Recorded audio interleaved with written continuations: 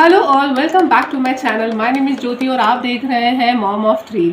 आज मैं अपने कॉफ़ी के साथ वीडियो बना रही हूँ। आज इसके बारे में कुछ बातें करना चाहती हूँ, गोल्डन रिट्रीवर के बारे में, कि अगर आप में से कोई भी ये ब्रीड लेने के बारे में सोच रहे हैं तो कौन सी बातें आपको जाननी ज़रूरी है। इनका टेम्परामेंट, इनका डाइट, इनका ओवरऑल बिहेवियर जो है, आज ये सारी बातें जो है हम इस वीडियो में डिस्कस करेंगे।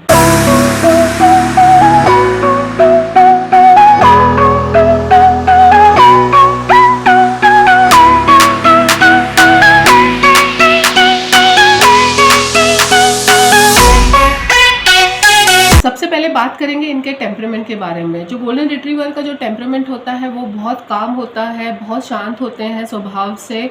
इनको साथ में रहना बहुत पसंद है। ये फैमिली डॉग है। अगर आप सोच रहे हैं कि आप अगर ये डॉग लेके आते हैं, वो वॉच डॉग भी जो है वो ऐसा काम करे, कोई आए तो आपको वो अलर्ट करे, आपको अलर्ट वो ज़रूर करेंगे, बट वो कभी करेंगे, कभी हो सकता है कि वो ना भी करें। बट अगर आप सोच रहे हैं कि अगर आपको एक फैमिली डॉग चाहिए तो ये प्योर फैमिली डॉग है। ये वॉच डॉग नहीं है और ये गार्ड भी नहीं करते हैं, ये गार्ड डॉग भी नहीं है। तो आप अगर एक फैमिली कंपेनियन चाहते हैं, आपको ऐसे लगता है कि आपके साथ वो रहे, आपके साथ खेले कूदे मस्ती करे, तो ये सबसे अच्छा एक ब्रीड है। और इनके टेम्परामेंट की अगर बात करें तो इनका टेम्परामेंट बहुत काम, बहुत कूल है, बहुत शांत रहते हैं और बहुत समझदार भी रहते हैं ये। और आप इनको जिस तरीके से चाहे तो आप इनको ट्रेन कर सकते हैं। बहुत जल्दी अडाप्ट करते हैं किसी भी चीज़ को, आपके कोई भी कमांड को बहुत जल्दी सीखते हैं। बट ट्रेनिंग की जो इनकी जो एज होती है, वो प्रिफर्ड एज इनका जो बचपन जो होता है, जब आप छोटे पपी एज में इनको लेके आते हैं तभी आप इनको बहुत अच्छे से ट्रेन कर सकते हैं। अब बात करते हैं इनके डाइट के बारे में। डाइट में ये बहुत ज़्यादा फूडी होते हैं। इनको खाना बहुत पसंद है। आप इनको जो खिलाएंगे ये खाएंगे और इनका पेट भर जाता है, लेकिन इनका मन कभी नहीं भरता है। तो इनको खाना बहुत पसंद है। इनके वैसे ये सारा कुछ ही खाते हैं। पर्सनली मैंने अपने तीनों डॉग्स को जो है वो वेजिटेरियन डाइट पे ज़्यादा रखा हुआ है। मैं उनको नॉनवेज देती हूँ ट्वाइस इन अ वीक, या कभी कभी वंस इन अ वीक मैं उनको नॉनवेज देती हूँ। बाकी के टाइम मैं इनको वेजिटेरियन ही खाना देती हूँ। घर में पका हुआ खाना जो है वो मैं इनको देती हूँ। इनके लिए अलग सा खाना बनता है जो मैं खुद बनाती हूँ। और पैक जो फूड है, कमर्शियल फूड का भी मैंने इनको आदत रखा हुआ है। इन एन एमरजेंसी, कभी ज़रूरत पड़े, कभी हम ट्रैवल कर रहे हैं, कभी हमारी तबीयत ख़राब है, कभी हमारे पास अगर वक्त थोड़ा कम है, कभी कहीं जाना है, तो इन एन एमरजेंसी जो है पैक्ड फूड बहुत एक अच्छा ऑप्शन है, एक अल्टरनेटिव है जो मैं इनको देती हूँ। कभी हम ट्रैवल कर रहे हैं, गाड़ी में हैं, तो जो कमर्शियल फूड है वो उस टाइम पे बहुत काम में आता है। बाकी रही इनको क्या क्या हम दे सकते हैं, आप इनको सब कुछ खिला सकते हो। आप इनको वेज में, मेरी कॉफ़ी तो सारा कुछ खा लेती है, सारे वेजिटेबल्स खाती है, सारे लीफी ग्रीन वेजिटेबल्स खाती है, राइस खाती है और ज्वार खाती है, बाजरा खाती है। इनकी मतलब रोटियां बना के इनको मैं खिलाती हूँ। और गेहूं की रोटी मैं इनको कभी कभी देती हूँ, वंस इन या ट्वाइस इन अ मंथ मैं कभी कभी देती हूँ। कभी ज्वारी का आटा अगर ख़त्म हो जाता है तो उस केसेस में इसको मैं कभी चपाती देती हूँ, बट मोस्टली ये राइस ही खाती है।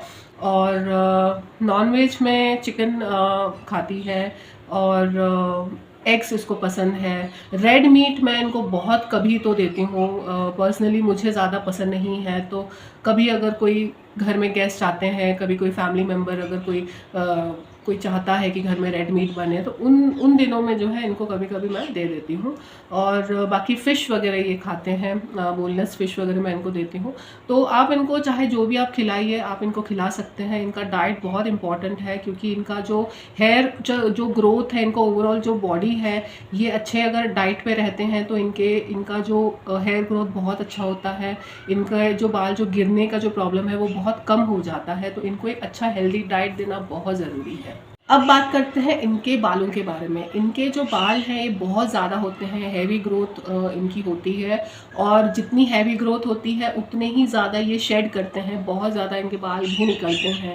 Twice in a year for sure इनका जो सीज़न होता है बालों का निकलने का वो तो निकलता ही है, पुराने बाल निकलते हैं, नए आते हैं। तो उस टाइम पे जो है आपको बहुत ध्यान देने की ज़रूरत है।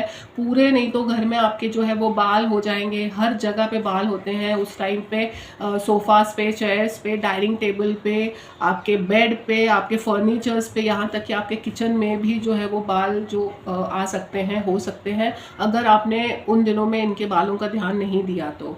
और डी शेड करना बहुत ज़्यादा ज़रूरी है, यहाँ तो आप घर में करिए, twice in a day at least ज़रूरी होता है, क्योंकि इनके बाल बहुत ज़्यादा उस टाइम पे वो शेड करते हैं। या तो फिर आप किसी स्पा सेंटर में जाके जो है आप वो डी शेडिंग करवा सकते हैं। बाकी के दिनों में भी आपको daily once in a day आपको इनका ब्रशिंग करना बहुत ज़्यादा ज़रूरी है। अब बात करेंगे इनके कुछ लाइक्स और डिसलाइक्स के बारे में। जैसे मैंने कहा कि ये एक फैमिली डॉग है, तो इनको फैमिली के बीच में रहना बहुत पसंद है, इनको अकेला रहना बिल्कुल पसंद नहीं है।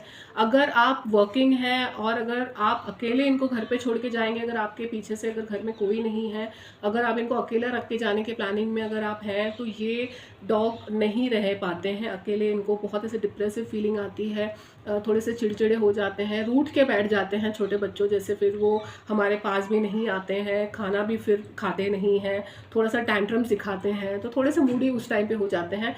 कभी कभी कुछ कुछ केसेस में अगर हम रेगुलरली इनको अकेला छोड़ने की अगर हम इनको आदत अगर इनको अगर डल जाती है, तो ये अग्रेसिव भी जो है वो हो सकते हैं।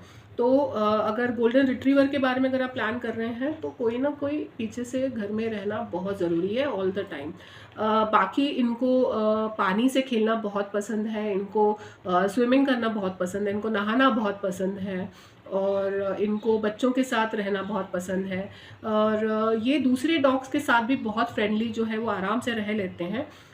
इनका एक नेचर ऐसा होता है कि वैसे ये सारे डॉग्स के साथ ये खेल सकते हैं, रह सकते हैं, और कोई प्रॉब्लम नहीं है। बट अगर सामने अगर दूसरे डॉग से अगर उनको ऐसे फील हुआ, अगर महसूस हुआ कि सामने वाला डॉग इनके साथ नहीं खेलना चाहता है, या कहीं ना कहीं वो अग्रेसिव है, या कुछ कहीं ना कहीं हम इन पे अटैक कर सकता है, तो ये फिर जो है अपनी दूरी वो बना लेते हैं उन डॉग से।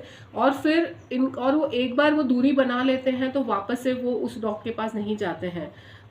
अगर वो डॉग आगे चल के कभी फ्रेंडशिप करना भी अगर चाहे, तो भी ये उसके सामने जाते नहीं हैं या फ्रेंडशिप नहीं करते हैं। तो इनका ये ऐसा नेचर होता है।